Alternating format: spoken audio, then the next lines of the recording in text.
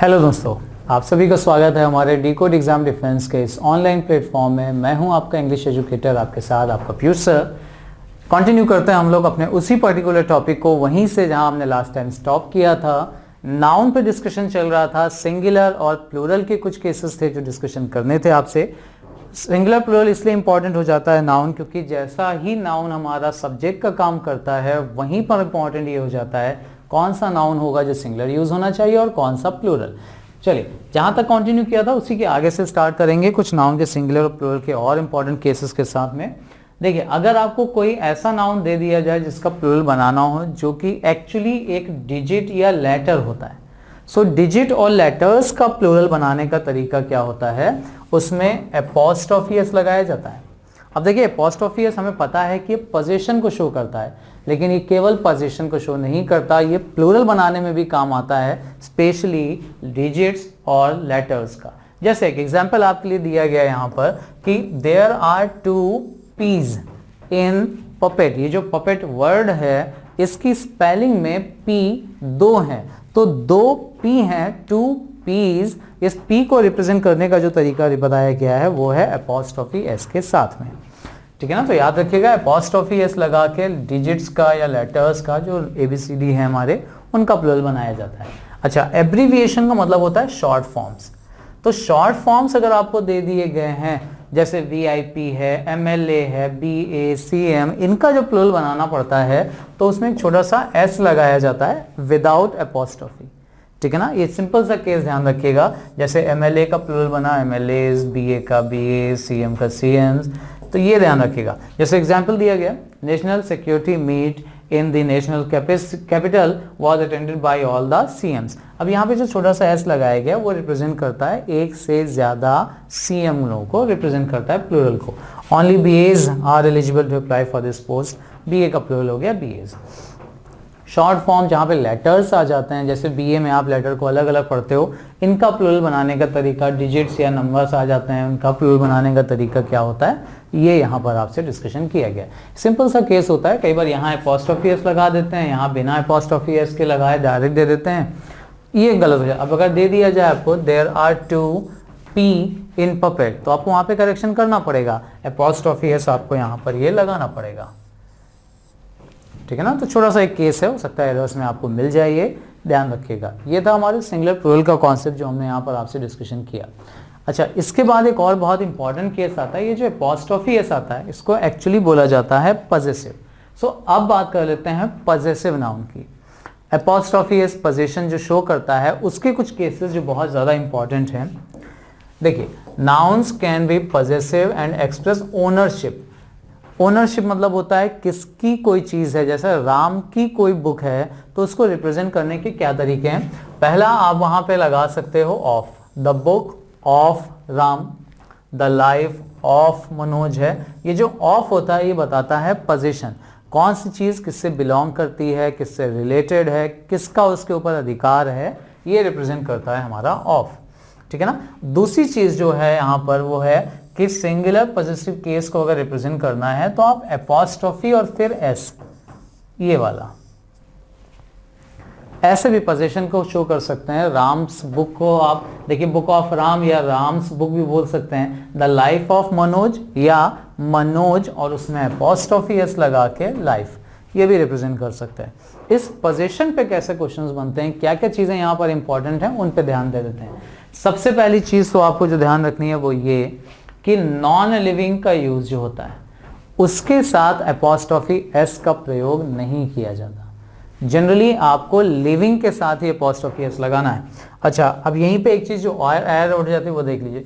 अगर noun plural है, plural मतलब जिस नाउन में पहले से ही एस हो, उसमें अगर प्लूरल आपको बनाना हो तो फिर आप एपोस्ट्रोफी और एस ऐसे रिप्रेजेंट नहीं करते इसका प्लूरल।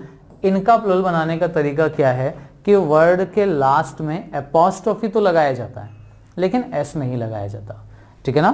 तो सिंगुलर और प्लूरल दोनों का कैसे बनता है, अगर लास्ट लेटर एस हो, प्लूरल हो वो वर्ड, उस कंडीशन में आपको उसका प्लूरल अगर बनाना है, या फिर last letter of the word make hissing sound, CES, जो स साउंड आता है ना, स, ये वाला साउंड, हिसिंग साउंड जिसको बोलते हैं, उसका प्लूरल बनाने का तरीका है वी यूज ओनली एपोस्ट्रोफी, केवल एपोस्ट्रोफी लगाते हैं, उसमें एस नहीं लगाते।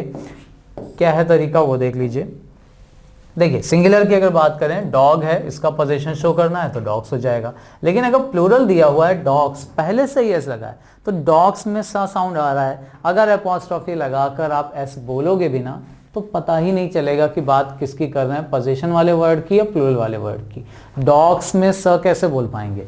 उस कंडीशन में ये बोला गया कि जब डॉग्स दिया जाए तो आप एपोस्ट्रोफी तो लगाइए लेकिन उसमें एस मत लगाइए, ठीक है ना।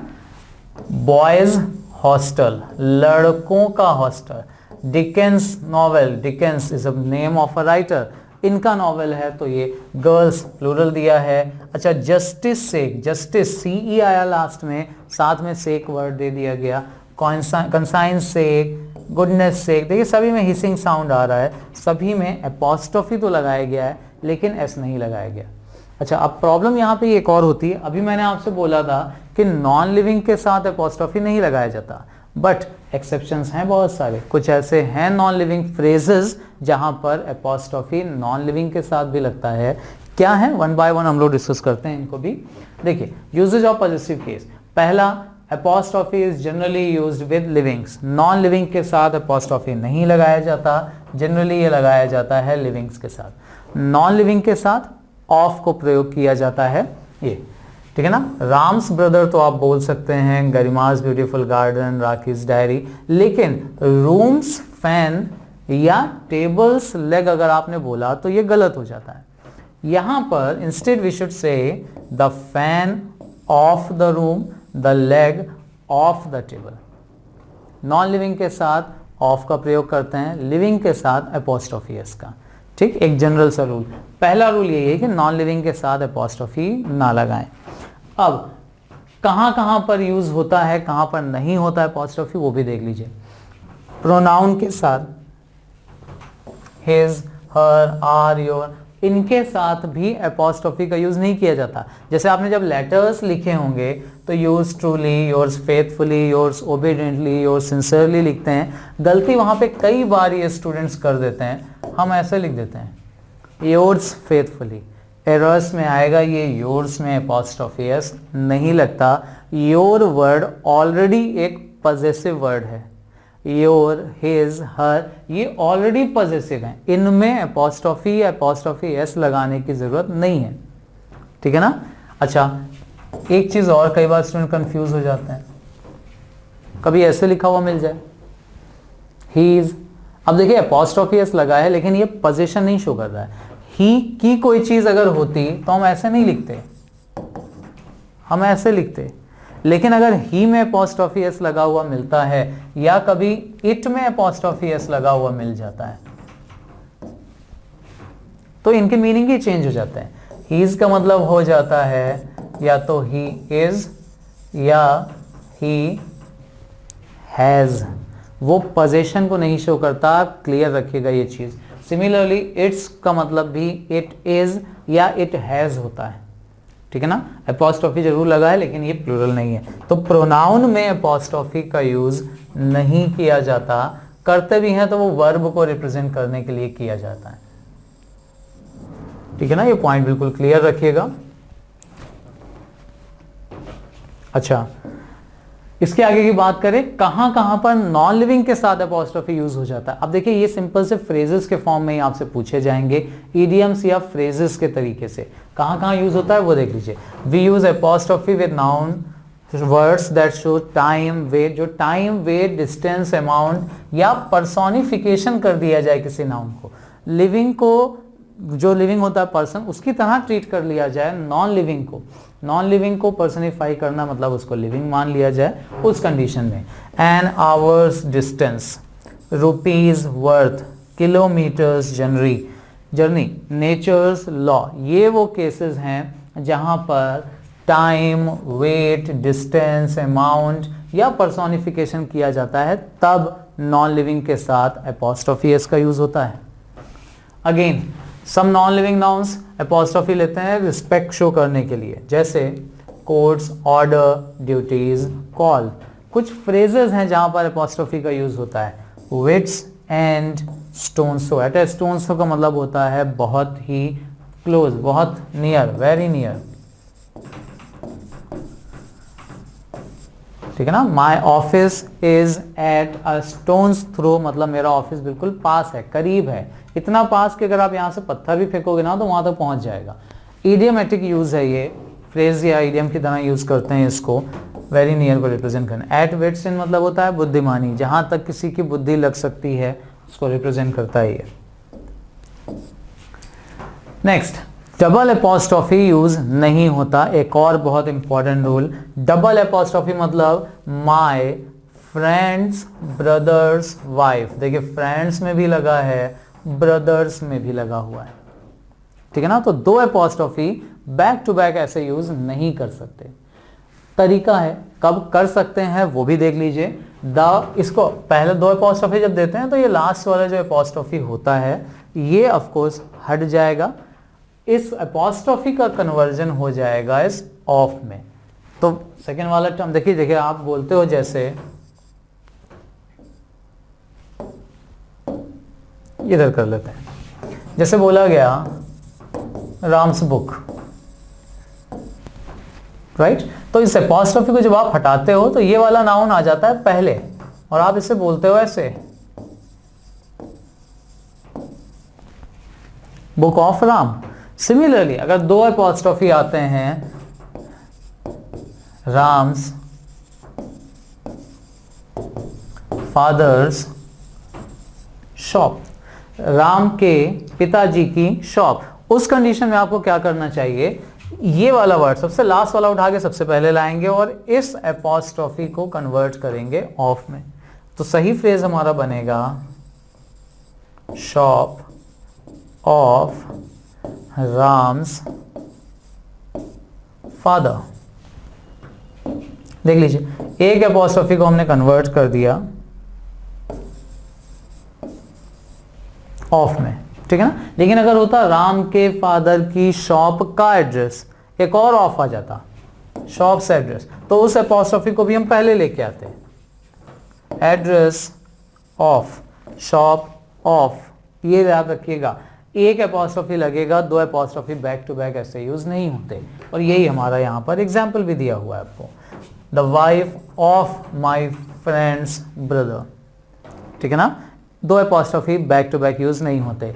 कब हो सकते हैं वो भी अभी आपको पता चलेगा, उसकी भी बात कर लेते हैं। दो एपॉस्ट्रॉफी तब यूज हो सकते हैं जब दोनों का पोजीशन अलग अलग चीजों पर रिप्रेजेंट किया गया हो, लेकिन अगर दोनों का किसी एक ही चीज के ऊपर कंबाइंड पोजीशन शो करना हो। अब ये केस क्या है, कंबाइंड पोजीशन का केस, वो भी जान लीजिए। देखिए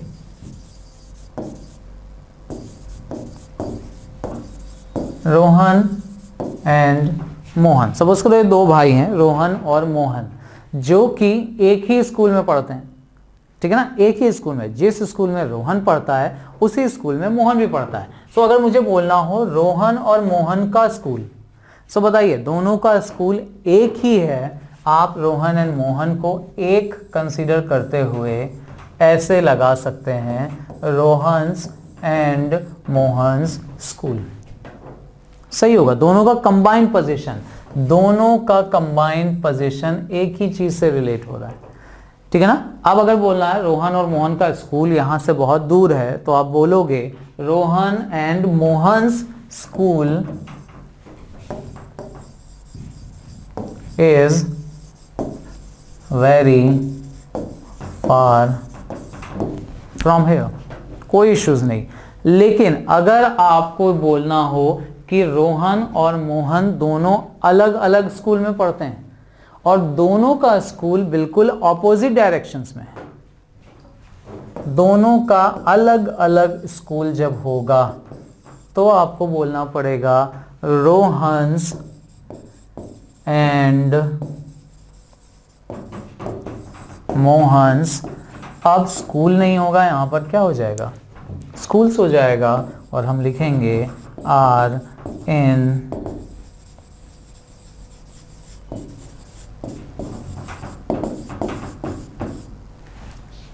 डिफरेंट डायरेक्शंस।